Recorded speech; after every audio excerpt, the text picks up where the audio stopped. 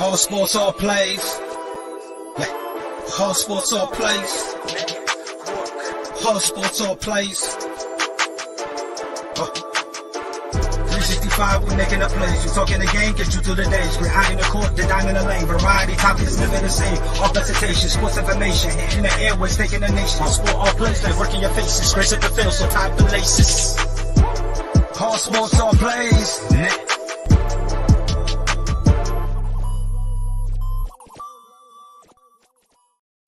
Oh my God, y'all. Welcome back. It's been a hot minute since ASAP Recap has been here. I haven't seen this guy in a little bit. I've seen him on the morning show. I just haven't seen him, on the same show. Dustin, how are we doing today? I'm alive. I'm back. Just a little bit of a hiatus, but I'm here. My God, this is crazy. I know we haven't had one of these in a couple of weeks now, but we're back. ASAP Recap is back. And I don't think we could have picked a better week to get back because Siri over here, stat guy, he's got to explain a whole situation. He's got to break it down in the way only Siri or stat guy could do. The MLB has a lockout. And I'm going to let Dustin explain it, but we saw the press conference done by the commissioner. We had a group of 8 people outside the MLB headquarters expressing their distaste for the decision and distaste for what the commissioner side is doing. Dustin, explain what's going on with the MLB to the people. Well, everyone knows that the first week and a half, first 2 weeks of spring training were already delayed. And then after the February 28th / March 1st deadline, because they got a 12-hour extension because apparently talks were going well enough on February 28th to give them a day extension, they couldn't reach the deal before the deadline. So now the first 2 series of the year are guaranteed to be canceled.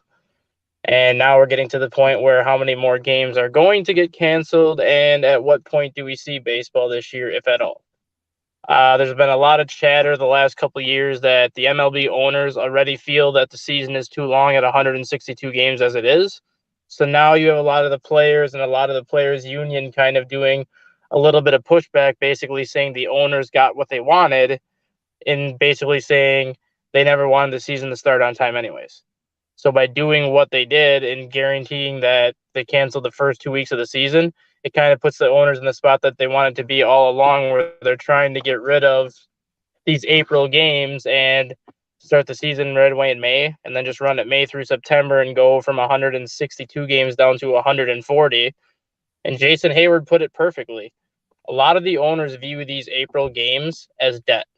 They don't even view them as regular games because you look at how Chicago and Boston and New York and all these northern climates are in the month of April and how bad the weather can get and how cold the weather can get. You very rarely have sellout crowds in April. So teams are not getting the amount of revenue that they typically could, which is why a lot of the owners view April games as debt because it's costing them more to put the product on the field in April as it is to what they're going to bring in. And that was really interesting for me to find out because when I read that about how the MLB owners want to shorten the season, it felt kind of opposite to what we see in the NFL, really, where we see players kind of pushing for less games and the owners kind of pushing for 17, now talks of like 18 games or things like that. And, to find that flip, I was perplexed at first. I said, this doesn't really make sense. Wouldn't you just make more money? And then you go on. And as Dustin explained, they view it as debt in April. So, Dustin, do you think we're going to have baseball in 2022? I mean, we're going to have baseball because college baseball is going on right now, and the first official day of minor league spring training is tomorrow. So we're going to have baseball in some aspect. It's just a matter of do we get Major League Baseball or not. I think we do at some point, but it's not going to come, in my opinion, until we get to like July or maybe even the end of June at the earliest. And I don't see it being more than 80 games at this point just because no one can agree on anything. The players want something, the owners want something, but they cannot meet in the middle. And realistically, as weird as this sounds, this could be the greatest thing that ever happened to minor league baseball. And the reason why I say that is minor league baseball has always been complaining about the money side of things, where they're not paid enough money. Their players have to basically work 2 or 3 jobs just to afford a living. And a lot of these minor league teams play in really small cities where a good chunk of their yearly revenue comes from baseball season when people come to the ballpark, stay at the hotels, and just kind of be in that city. Without Major League Baseball, minor league attendance is going to go way up because fans are going to want to watch baseball in some regard. And as long as there is like a semi-professional product on the field, which minor league baseball is professional baseball, but it's not like the major leagues, fans are going to show up. And now you're going to have minor league parks are going to start to get the attendance back because people are going to have the itch to watch baseball. And a lot of these towns that rely on the money generated from the minor league season, they're going to make out very well this year because they're going to probably have more attendance than they've had in a long time. Yeah, and that's what I was thinking of as well, is kind of when the NFL had their lockout, right? You were talking about strike players and things like that. And I was thinking the MLB can't really have strike players because I'm not sure if you can move the minor league players up just like that within the course of a couple of days. I'm not sure how that process would work. But I was thinking right away, minor league baseball would get a huge bump because, again, that audience is still going to be craving for pro baseball. They're not just going to be satisfied sitting and not watching it. So they're going to want some form of it. Just like if the NFL were to have a lockout, even though none of us think the XFL are going to be a great product, or the USFL would be the greatest product with Shea Patterson being the first overall draft pick there, we're still going to watch it because we know that's the only football we're going to get. Minor league baseball is going to get a shoot in ratings that it hasn't seen in a long time. Again, I was on the same page. I think summertime is when we could expect Major League Baseball to get back around the July point, just because, like you said, no one can agree on anything. And it feels like they're just not going to communicate for a little bit. They're going to spend a month or two apart and then come back together and see what they can do, because the owners in the long run are going to be losing a heck of a lot more money. They don't want the debt to go into the summertime where they make the stuff back. And the players, I'm sure, want to keep playing. I don't think they want to go to Tokyo, even though was it Bryce Harper that put out the tweet about getting him one of those jerseys out in Japan? Yeah, the funny thing was I wrote a column on this for a website the other day where you have like all these unsigned free agents like Trevor Story, Kenley Jansen, Carlos Correa, and things like that. Since they can't even talk to a major league team right now because of the lockout, you have to wonder how long these players are going to sit unsigned, or if they're just going to be willing to take a 1-year, $4 million deal to go play in Korea or go play in Japan just so they can play some form of competitive baseball. And if that's the case, are you going to see more players follow from the States to go overseas? And again, that's another kill to Major League Baseball because a lot of their stars that are going to generate the ratings and their revenue might choose to leave overseas just because they're guaranteed to play this year, as opposed to nobody knows what's going to happen with Major League Baseball at this point. Yeah, and I think the longer this goes on, the more it hurts the owners, because I think the more you go, you lose more money, you lose more leverage if you're the owners, because again, you're starting to need that money source to come in. And the players, they have another option. It's not you're not going to get your big time $500 million deals or $20 million deals, but you have an option at least for a year to go make yourself a couple $1 million playing in a league that you can dominate it. And then you can call suit for more guys to go over there. I think if you're the owners, you're trying to get this done as early as you can, but I just don't think they have the foresight right now to see what is to come from these MLB players. And the most disturbing part of the whole thing is this isn't something that just popped up out of nowhere. Yep. We've been hearing this going back to 2018 that neither one of these sides was really happy with the current collective bargaining agreement that was in place. And that once the bargaining agreement expired in 2021, that a lot of people thought there was going to be a threatening of a lockout, but not an actual lockout. And the fact that this has been going on now for 4 years, you would have thought that some sort of discussions would have been had the last couple of years to at least kind of have the parameters put in place for when we got to the point of, well, the CBA expires in like 60 days, but this is what we've kind of laid out over the last 3 years. What can we agree on? What do we need to change?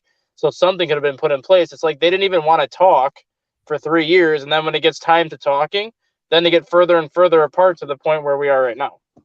Yeah, and that's the unfortunate thing. It's kind of something you see out of a comedy TV show, right? They have a problem and they said, you know who should deal with it? Future you and future me. And that's just what it felt like the MLB kept doing, because like you said, this is not something new. They, I think, were able to buy themselves a year because of COVID. They didn't have to worry about a lot of it for at least a couple months. Ironically, though, what you just said is why I think COVID would have helped this.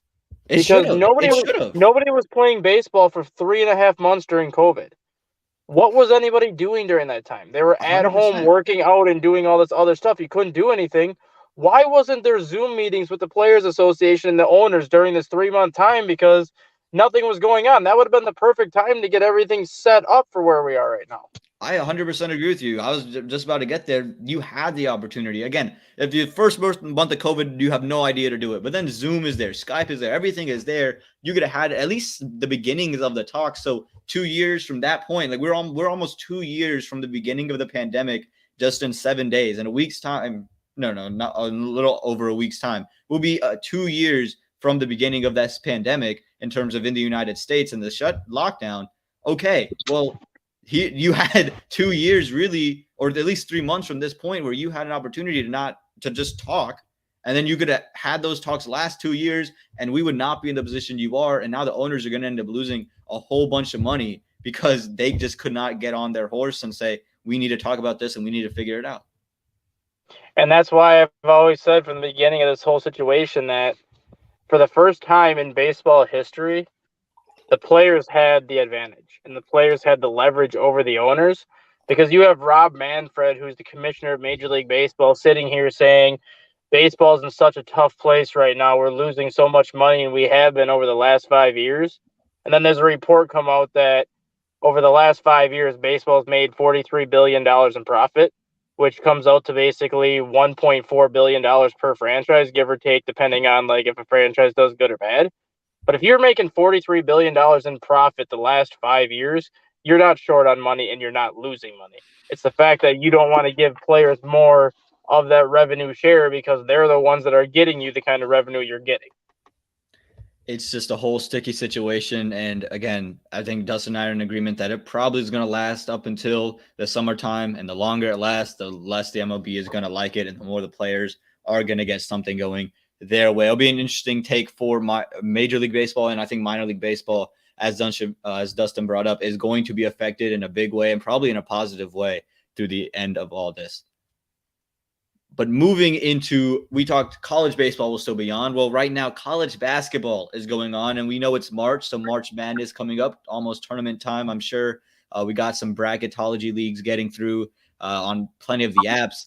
But we want to talk about last Saturday. This is ASAP recap, so we recap things.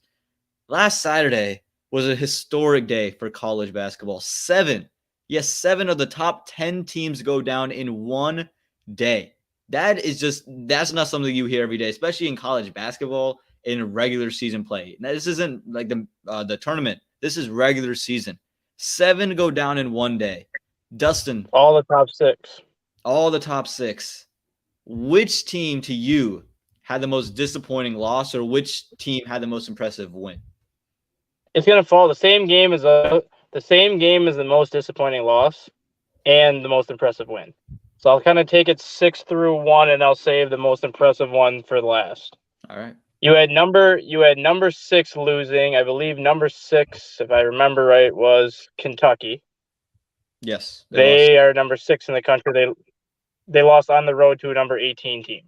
Yep. Okay, you lost on the road against a ranked opponent. No one's going to hold that against you.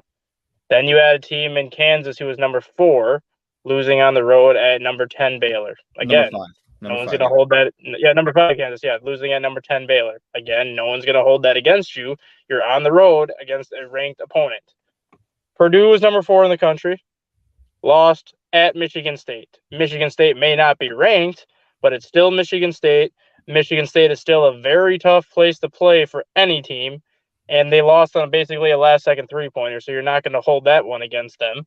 Yep. Number 3, Auburn lost at number 17, Tennessee. Again, ranked team playing on the road against a ranked opponent. No one's going to hold that against you. Number 1, Gonzaga loses at number 23, St. Mary's, which a lot of people are going to look at that and be like, well, that's a bad loss. Well, look at how history is in that conference. The only team that can actually beat Gonzaga is St. Mary's. And when they do it, it's usually at St. Mary's. So, I mean, you really can't say much about that. The only loss that was really a bad loss and an impressive loss at the same time was number 2, Arizona, losing to unranked Colorado. It was the 3rd time in Colorado program history that they beat a top 5 opponent. The first time they've ever done it at home, and it was only the 2nd time they've ever beaten a ranked Arizona team. But if you look at the rest of the losses for all those top 6 teams, they were all by single digits. Colorado won that game by 17 points. Like, Arizona had no chance at even making a comeback in that game, and Colorado dominated that game pretty much start to finish outside maybe the first 10 minutes. Yep. That was a very bad loss for Arizona because they had a chance to move to number 1 in the country with a win. They were undefeated in Pac-12 play. They were clearly the class of the Pac-12, and they had the driver's seat opening up for them to overtake that number 1 ranking. And on the flip side, Colorado may have just punched their ticket to the NCAA tournament with that win. Regardless of what happens to them the rest of the season, as long as they can win 1, maybe 2 games in that conference tournament, you can circle this game against Arizona and be like, well, that's the game that got them into the tournament because they didn't just beat Arizona. They beat them bad. Yep. Yeah, and I'm right with you. This is the worst loss to me by far. I know that Gonzaga loses to St. Mary by 10, but that's just history. St. Mary usually beats Gonzaga at St. Mary. But Colorado held Arizona scoreless in the first half for 4 minutes, from the 13-minute mark to the 9-minute mark, and then again in the second half for 5 minutes, from the 11-minute mark to the 6-minute mark. As the number 2 team in the nation, if an unranked team holds you scoreless for a total of 9 minutes through a game, what are you doing? Like, 9 minutes you could not score, and it's not like you shot up from that point. You kind of just kept chugging along, and outside of the first 10 minutes of this game, it was all Colorado, defensively, offensively, and it looked like Arizona just either didn't want to win it or could not get anything to work for them. I didn't understand how this team that before that game, I thought looked pretty decent. I thought it had a decent chance to at least make some noise in the tournament, played like one of the better teams in the nation. And then here, they just completely fall apart. It's one of those classic cases where I think Arizona was looking past their opponent. Yeah. Where they basically just came in, were undefeated in conference play. This team's like a 500 team, so we shouldn't have any issues. And that 9-minute stretch that Arizona didn't score, the 4 in the first half and the 5 in the second half, Colorado was plus 15. Yep. In those 9 minutes. So you take away those 9 minutes, the remaining 31 minutes of the game, Colorado only outscored Arizona by 2 points. So any form of bucket within that 9-minute window, Arizona probably wins that game. It's just the fact that Arizona was dominated so bad within those 9 minutes that Colorado was able to build themselves a big enough buffer where it didn't matter what Arizona did the rest of the way. It's truly just unbelievable how it works. And it's not like Colorado had one guy just killing you. You know, sometimes in college basketball, one guy just takes it over. Their highest scorer was Tristan da Silva, and he had 19 points, if I'm remembering correctly. And he had 19 points. So it's not like he was murdering you from the line. It wasn't botting you inside. It was a total team effort. There wasn't one guy going all in, going all out. It was like the best recruit in the nation. It's not like Zion Williamson for Duke a couple years ago where he just took over the game and there's nothing you could do because he's bigger, stronger, faster. Arizona just got beat from every single possible angle here, and it's a really bad look for Arizona, especially when you said they could have jumped to the number 1 team in the nation. They could have easily punched a ticket, or at least been that team. It's like they are hands down that team right now in the NCAA after that Gonzaga loss, and they just choked it away. And I don't care what anybody says. The Pac-12 is stronger this year than what it has been in the past, but it's not going to be viewed as like one of the premier college basketball conferences in the country. But it's still a Power 5 conference. And if you go undefeated in a Power 5 conference, you pretty much automatically cement yourself a number 1 seed in the NCAA tournament, regardless of what happens to you in the conference tournament, because you literally went through the 18-game gauntlet of a regular season going unbeaten, and then all of a sudden you get stumbled in the conference tournament because you have a team fighting for their tournament lives, as opposed to you're pretty much set in stone where you're going to be. So you go undefeated in the Pac-12, you're going to guarantee yourself a number one seed in the tournament. Now you have a situation where Arizona is going to most likely get a number 2, but they could even fall to a number 3 because of all the teams that beat the teams ahead of them and behind them that are moving up in the rankings. Again, Duke just beat Syracuse that same day by like almost 20 something points. They were number 7 in the nation, 27. They were number 7 in the nation at that point. And now they jumped up to 4. Exactly. So you talk about how much these things are changing. You are not getting any leeway here. You're not getting any room. Texas Tech was another team in the top 10 I don't think we brought up. They lost to TCU, but again, at TCU, it's a rival. It's not like it's just mind-boggling that on a day where you have 7 of the top 10 teams and then you're the worst loss when you didn't lose by the most. You had Gonzaga, or you did lose by the most. You're the worst loss of the group. Of the 7 top 10 teams that lost, you're the worst one. Just based off every situation. That is just a poor place to be at if you're Arizona. And now that you brought them up, I want to ask you this quick, just because we're getting to the point of being at the end of an era, but this tomorrow is Coach K's last regular season game as a Duke head coach. It's his last game ever at Cameron Indoor Stadium. It's potentially his last game ever against North Carolina. So, I mean, if you're going to go out, that's the game you're going to want to go out at. You know that place is going to be rocking on Saturday. You know, just former players, everybody that's going to be there. It's going to be just an emotional roller coaster of a day for him. But looking even beyond that, and looking how Duke has played over the last 2 months now, they have the longest active winning streak away from home, surprisingly. They've won 9 consecutive road games, which is the longest streak in the country, which is something unheard of. Do you think this Duke team has what it takes to make it to the Final Four? And do you think, based off of how they're playing right now, they're kind of in the position where we want to win this for Coach K and send them out with another title? That's what it feels like it is. I think when you look at how they started the season, they didn't look very good. You're like, Coach K might go out like in a subpar year for Coach K, where they're like a top 15 team. They get to the tournament, lose in like the second round, right? And for some guys, I mean, the win over Gonzaga early in the year was a great win for them. But like you said, outside of that game, they really didn't play well up until we got to about mid-January. Exactly. And then I think really what I saw the flip kind of switch, where I saw a really good team, was against Carolina. They just never let up. And from that point on, I've never seen them play better. And I know they had wins before that, but for me, it was that Carolina Duke game where they I think that's where you kind of felt that this is Coach K's last year. I think before that, there was never really that feeling. But then when they say this is his last game going to the Dean Dome, right, one of his heroes in coaching and Dean Smith, I think at that point, the players kind of felt, hey, this is it for Coach. We're going to go and make sure we win everything. We got to put everything on the floor. And if they continue to play like this, they can win the whole thing. If they play like this, if these 2 months are what they continue to do, they're the best team in the country. But again, we've seen the weaknesses. We know they're there. But when they play the way they have been playing for the last 2 months, when they can be beaten on the road, they don't turn it over. They convert. They take good shots. They're very efficient. They can beat anybody in the country. And the thing was, too early in the year, they didn't have A.J. Griffin.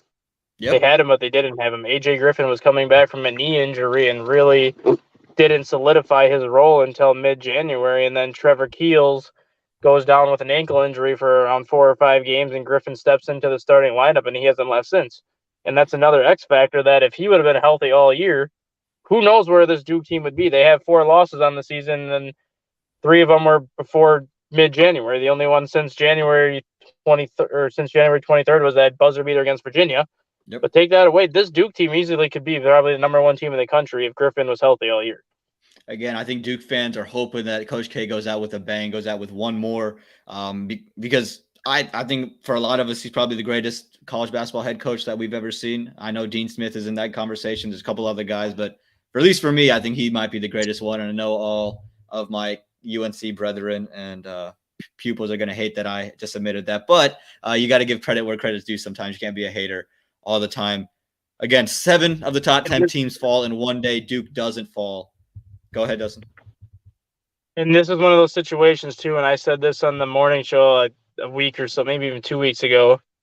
In my opinion, the best college basketball team, take away the Fab Five, because the Fab Five at least got to the national championship in the Final Four, but the best college basketball team not even to get to the Final Four was that Duke team that had Cam Reddish, R.J. Barrett, and Zion Williamson, where for whatever reason, Coach K took the ball out of Zion's hands the final 4 minutes of the game against Michigan State when Michigan State had no answers for him. And I think that still hurts to this day, knowing that all we had to do was just keep feeding him the ball and we would have won that game. So this, in my opinion, is kind of like the makeup for that. This team is not as talented as that team was. Obviously, Paolo Banchero's good, and he's going to be a top 5 pick. But outside of that, you're not going to have 3 top 5 picks like that Duke roster had. No. But if they can win the national title with this roster, it's kind of the makeup for that year when he had all the pieces in place that year, but just couldn't finish it.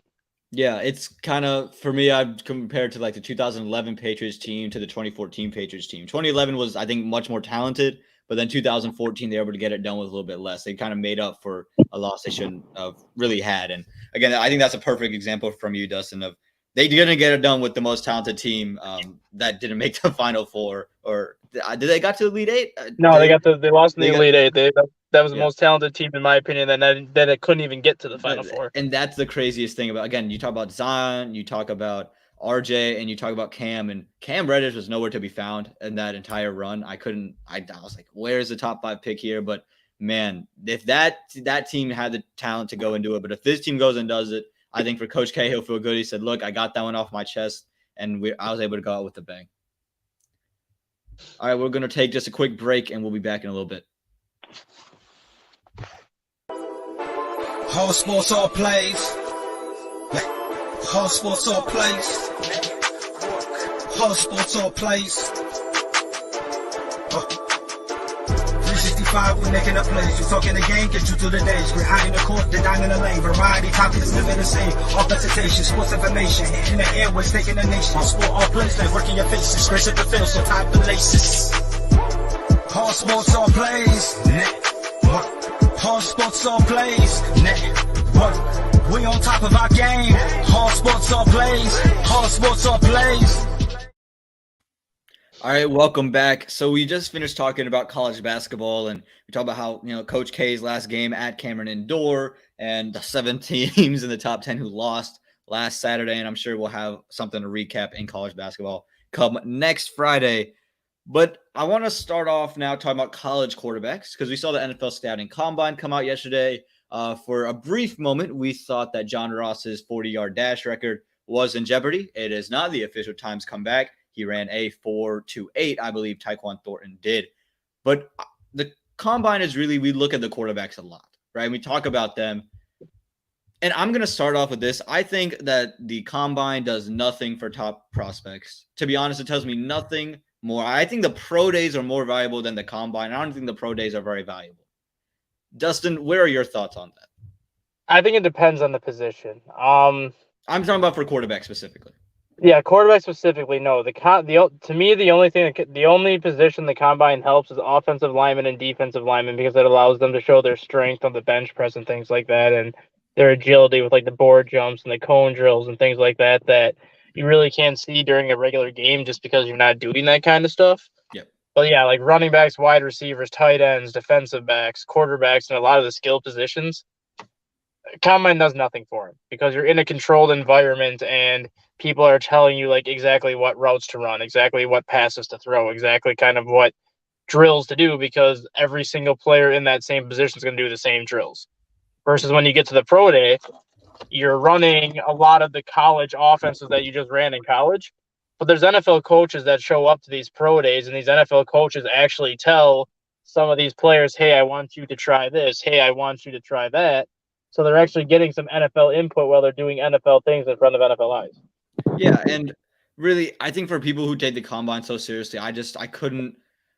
People were talking about Carson Strong, right? And he had a couple really nice deep balls, and people say, "Oh man, after this combine, is Carson Strong a first-round pick?" I said, "How did he jump from a fourth-round grade to a first-round grade through 2 deep balls that he threw?" Yeah, I mean, how did Jordan Love jump in the 3rd round? That's a great question again, but people don't want to learn from him. He had a good combine. Yeah, he had a good combine. That's right. Great. Thank you. Yeah, you could throw well with shorts on. Congratulations. You did well against air. I mean, you should be 100% against air. Again, for me, if you're a quarterback, you're supposed to just go in there and throw it as far as you can. Like RG3, I remember hearing a soundbite. He said, "Whatever you do, overthrow the receiver. Don't underthrow. If you're gonna miss long." Because that's all it is. It's just how far can you throw the ball. Okay, Carson Strong can throw it all the way down the field, but can he be a good quarterback? The tape doesn't tell you that, and the combine's not telling you that either. Or he could be like Josh Allen and get down on one knee and throw the ball 80 yards on one knee.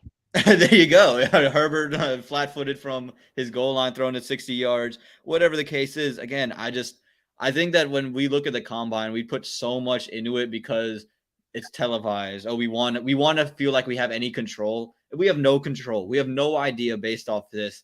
Again, the combine is just cool because you want to see how fast the 40-yard dash is. You want to see who can run the fastest 40-yard dash. I don't think people can name 3 drills outside the 40 in the combine. If we're being complete, there's not like, I'm sure if you watch it, you read scouting reports, you know.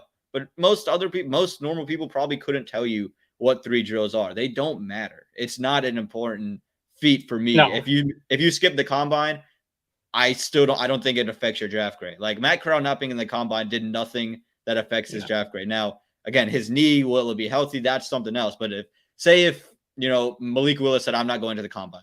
It doesn't do anything for him. He didn't lose anything. He's still going to be a first-round pick. Yep. It's just I think everyone slow down. Listen to Aaron. The one time I'll tell you to listen to Aaron Rodgers is when we say relax, because 5 letters, RELAX, relax. That's it. Just make sure the results a little bit better than what the Packers had 2014, where they blew a double-digit lead to Seattle in the NFC Championship game, the first of many. Yeah, first of many. Yeah, I mean, the only thing the combine actually does help, and you might agree, you might not agree, is I think the combine helps players from like Division II, Division III, or like those FCS schools that don't get the national spotlight or the national recognition that the FBS does. Mm-hmm. Because unless you literally watch the FCS on a regular basis, how many people knew how good Carson Wentz was? How many people knew how good Trey Lance was? A lot of people didn't find out how good Carson Wentz was in the combine. Yep. A lot of people knew nothing about Trey Lance until his pro days. Like, schools like that and players that come from schools like that, I think, benefit from the combine, because this is the first time they get a chance to be on that national stage and show what they can do, even though it's not at like a game level. It still gives them a chance to get in front of like the national audience and showcase the talent that only local audiences can see. Yeah, absolutely. Again, the combine doesn't have no value, but like you said, I think for guys who you don't see a lot of, if you get to see, Trey Lance just throw the ball, you say, whoa, this kid's something different. Maybe I need to go to his, thing. Or if Carson Wentz when he was throwing the ball, you saw the physical tools. Yeah, it's great for the small school guys. Again, I'm just sitting here in the point of view, if you're playing at a D1 school, I don't really think you need the NFL combine. Again, Carson Strong's going to get a lot more looks now because he could throw the ball down the field. But to me, it doesn't tell me he's going to be any better of a quarterback than what the tape did this entire season. But speaking of the NFL, there's a team with the quarterback. They're not drafting a quarterback, but somehow they're going to diminish or deplenish his wide receiver room. The Dallas Cowboys are likely to release Amari Cooper. Wow. Remember when Stephen A. Smith says some way, somehow the Cowboys will let you down? This is literally the actualization of that quote. Dustin, talk to me. What Amari Cooper, should he be released? And then if they release him, what do you think it does for the Cowboys? I don't know what Dallas is thinking at this point. I mean, obviously, CeeDee Lamb is going to be their number one receiver of the future, and he's only going to be in his third year this year, so you're not going to move on from him. Cedric Wilson was your number 4 receiver last year, who took 4 years to finally do something, so I don't see you bringing him back. And Michael Gallup is coming off of an injury, so at this point, it basically says that the Cowboys are committing to CeeDee Lamb, obviously, and then Michael Gallup. And if you think Michael Gallup is better than Amari Cooper, I don't know what football you watch, because Amari Cooper was good with the Raiders before he got to Dallas, and he's been very good and very consistent since he got to Dallas. Losing Cooper is not just losing a receiver. You're losing a number 1 Pro Bowl caliber receiver who's going to give you 100 catches, 1,000 yards, and 10 plus touchdowns every single year for the most part. And Dak Prescott puts up good numbers. You can't take that away from him, but he doesn't put up elite numbers, and he doesn't put up like all pro numbers every single year. And losing a guy like Cooper is going to hurt Prescott, especially if they can't retain Michael Gallup, who's also a free agent. So now not only did you lose Cooper, but you could lose Michael Gallup. So your option at wide receiver would be CeeDee Lamb and nobody until you find somebody else. And that alone is going to hurt Dallas in a big way. Yeah, and you talk about Dak Prescott. He is statistically much better with Amari Cooper. We talk about with Amari Cooper, he's 28-16. Without, he's 3-6, right? Since Amari got there. You talk about the team's points per game, it's 8 points higher with Amari Cooper. The completion percentage for Dak Prescott, 5 points higher, 5 percentage points higher. Passing yards, you have about 70 yards more per game. Passer rating, 20 clicks better. Again, Jason McMinn, he goes out there and says he's not better, but will be cheaper. I'm assuming he's talking about Michael Gallup compared to Amari Cooper. Yeah, but could be not good enough to carry. Could Dallas be doing this though? Since he's scheduled to make $22 million, I think it is. Maybe it's $20 million. $20 million. Could Dallas be doing this just to get that salary off of the books, and then just turn around and sign him for like a 4 or a 5 year deal for less annual money? Well, Again, I feel you don't have to release him. Can't you just restructure in a way, extend him, and make you don't have to make the say you're going to likely release the guy.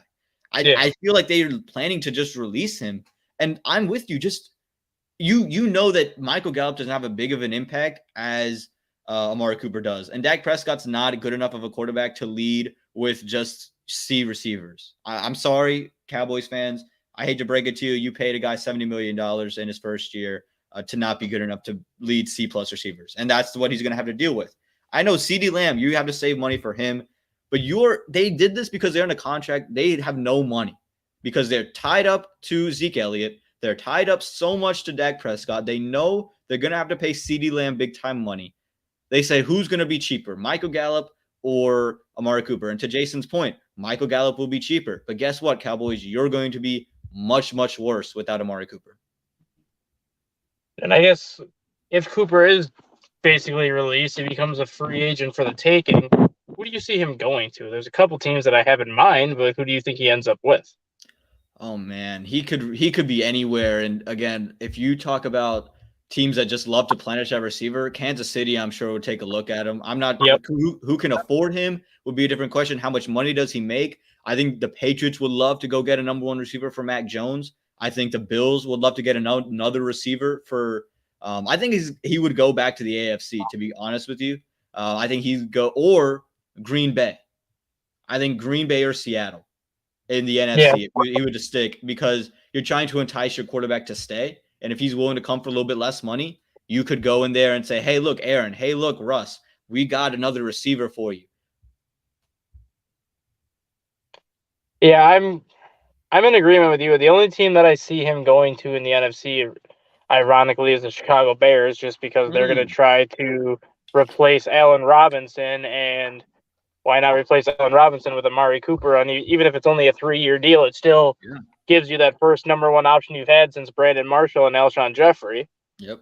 But the team that I think is most likely to take a swing at him is the Miami Dolphins because of their salary cap situation.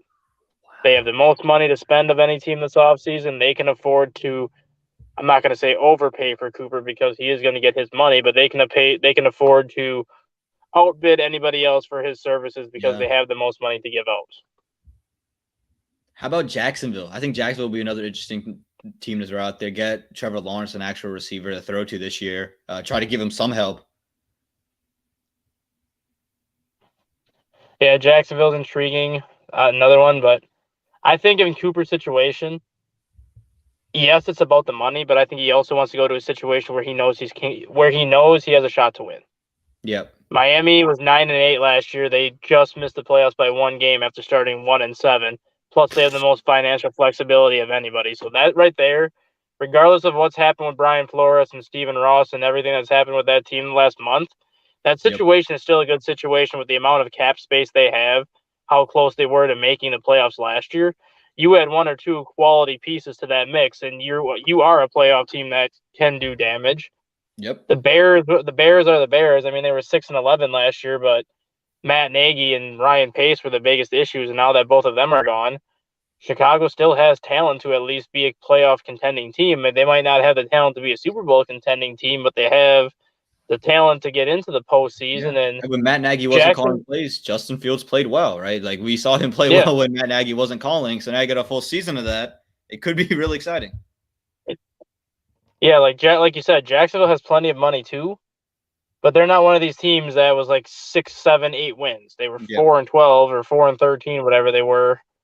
And even with all that money, they're still a couple of years away. And I don't see Cooper going somewhere where the first half of the contract he signs is going to be a losing season because he's not going to get any younger at that point. Right. Yeah, absolutely. I think Baltimore would be another interesting name to throw out there just because you want to see what Lamar Jackson could do with an actual number one receiver.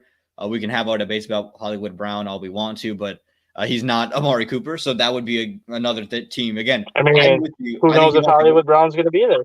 Yeah, exactly. So, and I think I'm with you on the fact that Amari Cooper, I don't think wants to go somewhere just to get big money and then not be a part of a winning team. He wants to say, hey, look, you made a big mistake. I'm going to go win somewhere without you. He wants to pull like the OBJ kind of deal. It's like, okay, you want to get rid of me? Sure, do that. But I'm going to go win some games. I'm going to be in the playoffs. I'm going to be somewhere where you aren't in this season, like OBJ did with the Rams versus the Browns. Right? I think that's the kind of mold he's going to try to follow. So, what we're going to finish off talking about. Yeah, I mean, Yeah, continue. You got it.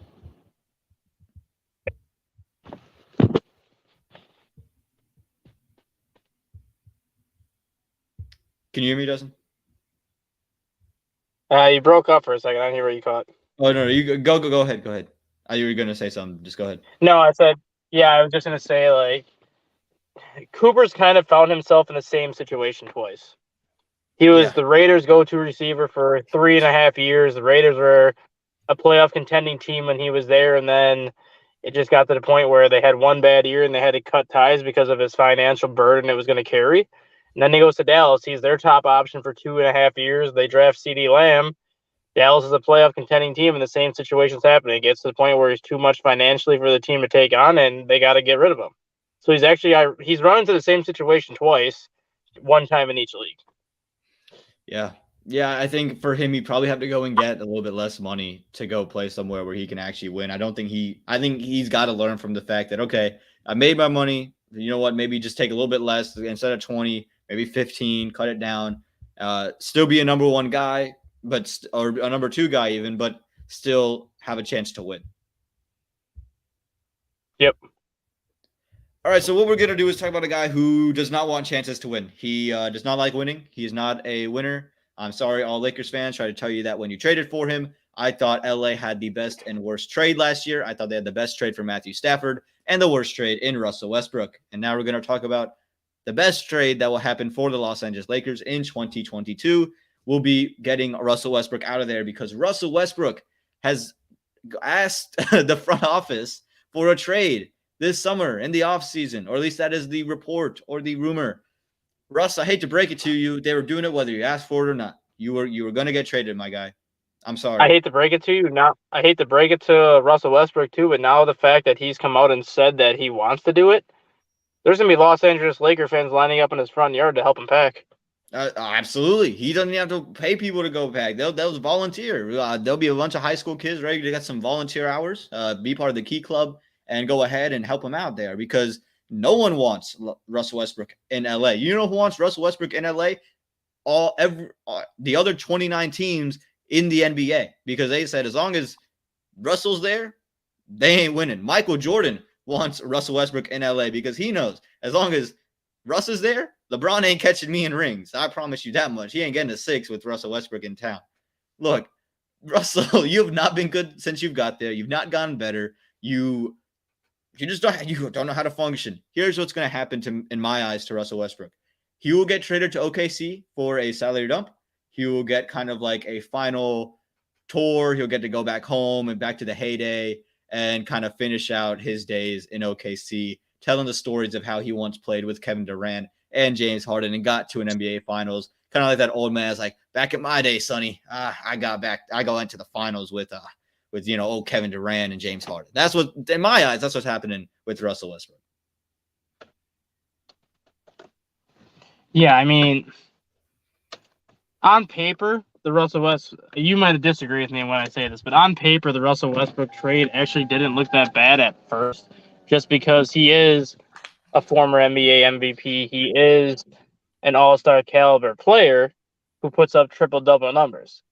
The only thing was he just could never win consistently wherever he's been. I mean, the best team he's had was the James Harden, Kevin Durant days in Oklahoma City. He came close to winning, but he lost in the NBA Finals. And since then, he's lost James Harden. He's lost Kevin Durant. He's lost Steven Adams. I mean, he's lost everybody that he's had from that Oklahoma City group. And it just seems like once those players started to leave Oklahoma City, Russell Westbrook's mental stability also went with it. It just doesn't seem like he knows how to function on his own and that he always needs one or two superstars around him to make him look better than what he really is. Yeah, and like on paper, again, I said this from day one. I said on paper, yeah, he scores your triple-double and he'll have, the nice pretty 20 and then fall by 2 10s and it'll look, wow, he's got to be a good player. But then you look at how many shots he's taken. You see he's taken 30 shots to put up 20 points. Say, well, that's not very great, especially when you consider that the points in the NBA are worth 2 points. It's 2 points. You take 30 of them to go ahead and get 20. It's just he's never been efficient enough. And I think a lot of people, even if they knew this about Russell Westbrook, thought he would be willing to adjust, because when you go to LeBron, it's like if you don't work with LeBron, it's kind of it for you. You know what I mean? If you're a veteran player, it's kind of like when you in the NFL, if you don't work with Tom Brady as a veteran player, you're not working anywhere else as a veteran player. That's just how it worked. So you were saying he's going to fix his game. He's going to work on it. People were telling me he's going to change. And I said, I will see it when I believe it, because they said that same thing when he went to Houston to go play with his best friend, James Harden. And what happened? A year later, he said, I want to trade. Then they said, oh, he's going to go play with Bradley Beal. He'll have another good guy to go out there and play with. Nothing happened. A year later, asked for a trade, goes to Los Angeles. People told me his game was going to adjust. Never happened. And a year later, he's going to ask for another trade. And again, he'll be back in OKC, I think. I think OKC is the only team that's really going to be willing to trade for the guy who costs that much money and is not going to lead to any success. I don't even know if he ends up back in OKC, honestly. I don't think the Lakers get anything back. I just think they take on the salary, and then Lakers give him $100 and say, okay, we'll move. At this point, I don't even know if any team takes on his salary. I think he's got a better shot. I think he has a better shot of getting released with the Lakers taking the cap hit than he does getting traded, because I don't see anybody at this point that's going to trade for him. Because realistically, when you look at the rest of the league, whether you're a playoff team or not, what team really needs a point guard right now? Realistically, what team actually needs a point guard right now? That is, I should say, a starting caliber point guard. Boston won't take him, though. No, we wouldn't take. Absolutely not. I just think the teams that need a point guard. But yeah, I mean, the Wizards need one, but they just traded him from Washington, so they're not going to bring him back. They'll have KCP run before they bring him back. Yeah, the Rockets got Dennis Schroeder. They're not going to bring Russell Westbrook back, or they're not going to bring Russell Westbrook back to Houston. Nope. Oklahoma City has that Josh Giddey and that other young guy that's playing point guard. They're George Alexander. They're not going to bring him into OKC. There's really no teams in the league right now that need a starting caliber point guard. And Russell Westbrook's not going to go anywhere to not start. He's not going to go somewhere to be a bench player. He's not going to go somewhere to be a role player. If he goes anywhere, it's going to be a starter. And until somewhere opens up, the only team that you could argue might need one is the New York Knicks. But do they want to bring that circus to New York, knowing that they're already in the middle of a circus year right now as it is? Yeah, no. The only reason I was saying OKC was just because that's where he started, give him like one final year there. But you're right. I totally forgot about Josh Giddey. I was like, what in the hell? Like, he's played really well too. Man, you're looking at Sacramento. I mean, they just traded away the Tyrese Halliburton. I know De'Aaron Fox is there, but there's really no one that's going to trade for Russell Westbrook. And that's the crazy part about him. He's going to demand a trade. No one's really going to trade for him. Again, I think the Lakers might have to package him with somebody to just move off of him and not get anything in return. Like, they'll probably have to move him and give somebody a pick or a player and then say, here, take these two things to give me nothing. Take these two things and money to give me nothing. Yep, they could send him to the Clippers because the Clippers have Reggie Jackson, and I think Reggie Jackson's a free agent after this year, so he's going to get paid by somebody. But, I mean, I think it's going to come to – Go for it. It's going to be a veteran's minimum for him at this point, I think. Yeah. Honestly, I think the Lakers hold on to him. They release him before next season. They take, I think, the $15 or $16 million cap hit, whatever it is. And then I think he signs a veteran's minimum with somebody because it's going to be a Carmelo Anthony situation where he's not going to get any offers that he likes. He's not going to be able to start anywhere unless there's an injury like in the Colin Sexton situation. Yep. So if he wants to play, he's going to have to sign a veteran's minimum deal, get stuck somewhere, wherever that is, and hope that the starting point guard gets hurt so he can step in. Yeah, and again, I just don't know if Russ wants to be on the bench. Remember when he got pulled from late in the game situations, when we all said, probably shouldn't get pulled from those situations, he was not happy. He said, I think I've earned the right.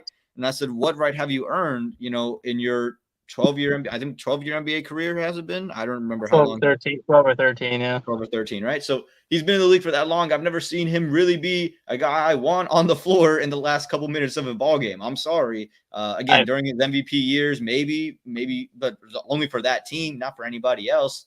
And I do want to pose this question to you because he is 33 years old. So he's probably got a couple of more years real productive, right? Because he's a big, fast, athletic guy who's based off speed and power and athleticism. So you probably think until 36 if he plays to LeBron. Do you think it's more likely? So say no one wants to trade for him, he gets cut. Do you think, or they release him? Do you think it's more likely that Russ retires or that Russ would go somewhere on a veteran's minimum? I think he would go somewhere on a veteran's minimum because even if he comes off the bench, you could essentially get a better version of Rajon Rondo. And if you remember back when Rajon Rondo was in his prime with the Boston Celtics, he was never really a scorer.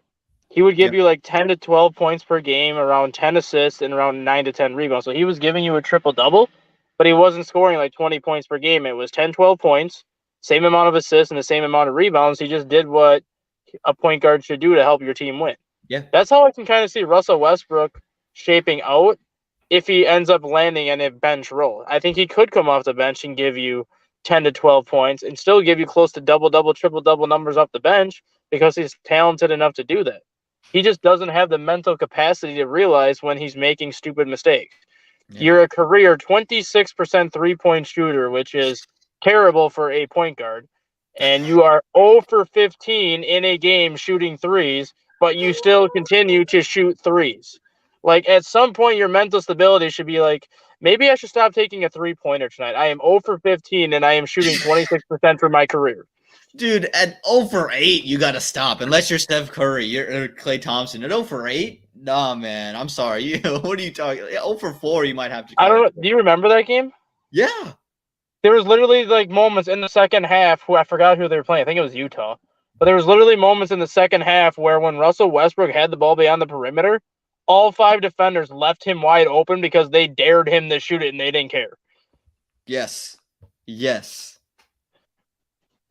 I think it was against this. Oh, man. I think this year he was like 0 for 5 against Sacramento. And I remember that happening again. But, geez, absolutely. They just dare him to shoot. The Lakers, I don't know if you've seen this picture, against Russell in the bubble when he was with Houston, there'd be like 3 guys just backed off of him when he was on the three-point line. I said, shoot the ball. And then they say, oh, do you know who could fix our team? That guy that we play defense like that against, Russell Westbrook. I mean, opponents shoot 68% off of Russell Westbrook too, which is why Vogel moves him to the bench in the fourth quarter. I mean, yeah, you think you deserve to be on the floor, then how about you not let your opponent shoot almost 70% when you're on the floor? And if they're shooting 70%, you better be shooting 70%. You know what I mean? Like, at least you got to balance it out. It can't be 70 and 0. Like, that's not how you're going to win basketball games. Again, the only way for me to see Russell Westbrook have like a meaningful contribution to any team is pull a Carmelo Anthony, of where he just kind of reinvents himself. Carmelo, I think some people have forgotten about it. He was out of the league for a little bit. No one really wanted Carmelo. No one really thought he could be a winning player because all he wanted to do was be in the ISO situation, back guys up, and then take a fadeaway 3. Then he learned, I can be a catch and shoot guy. If Russ can say, hey, let me just be a facilitator, lessen the turnovers, and play some defense, now you have a guy that, if he comes off the bench, fits that Rajon Rondo mold, and he's bigger and faster and stronger than Rondo's ever been. But until he does that, he's not a guy that can really contribute to a winning cause. And I know this would never happen because they have DeJounte Murray as their point guard right now. But the only team that I really think could fix Westbrook is the Spurs because of Popovich. Right. And Popovich would not let Westbrook be the player he is because he would get in his face and be like, what the hell are you doing? And why are you doing what you are doing? And he would force Westbrook to change his game. But while the Spurs have a triple-double machine right now in DeJounte Murray, there ain't no chance that Westbrook goes there because Murray's the point guard of the future over there. And again, Russ is just in a bad spot. You got nobody. You have no one that's really going to want you. OKC is not what it was 2 years ago when you could have gone there and been like, okay, here's my last ride, one last time here. There's just no. And again, because all guys now, they can play point guard. Like, even if you're 6'7", you're still a point guard. So teams have that position in a league, in an era of kind of positionless stuff where you can play on ball, off ball. Russell Westbrook is not anything but that. He is the most I have to be on ball guy I've ever seen. He has to be on the ball all the time for him to be effective, because off the ball, he can't shoot. He can't create his own shot. He can't facilitate without, taking a couple dribbles or taking the entire shot clock. He's just not an asset without the ball in his hands. The only team realistically that makes sense at this point to take him is Detroit. Yeah. Yeah, I mean, he might not be the smartest player, he might not be the greatest player, but he's still a good veteran mentor that Cade Cunningham could lean on. Yeah. And then basically, once he leaves, you kind of turn the keys over to Cade Cunningham to be that leader. Yeah, and again, it's just the Lakers are going to have to do their best pitch. They need all the sales teams from everybody to come in here and say, how do we get this thing to work? We got to pour all our resources into that because Damian Lillard is going to be available. You have to go get Damian Lillard. You're going to have to go get guys in free agency. Don't let a DeMar DeRozan thing happen again where you just let him slip and get the wrong guy, right? Russell Westbrook's not getting any better. You're not getting any better with Russell Westbrook. Go and try to fix it. It'll be interesting to see if Russell Westbrook is even tradable because the teams might not even want him. If they have to release him and take on the salary, whatever it does, the Lakers don't want any part of his contract. But, man, they are in a really bad spot here. Exactly. And that is going to wrap things up for us today. I want to say thank you to everybody who's tuned in, left comments during the show. It's always been a blast, just like always, Dustin. I know it's been a little bit of time, but I always love talking to Siri, your stat guy, because it always comes in with something interesting, always something good. So, gotta love it. Dustin, thank you so much. Any last words for the people on this brilliant Friday afternoon? Yeah, March Madness officially kicks off tonight with D3 hoops tonight. So now I guess you can say it officially is the beginning of the greatest month in sports. There we go. The greatest month in sports indeed. It's been Aaman Patel and Dustin Rees here with ASAP Recap. And until next time, we'll see y'all later. All sports, all plays. All sports, all plays. All sports, all plays. 365, we making a plays. You talking the game, get you through the days. We're high in the court, the dime in the lane. Variety, topics, living the same. All presentation, sports information. In the airways, taking the nation. All sport, all plays, like working your faces. Grace at the field, so tie the laces. All sports, all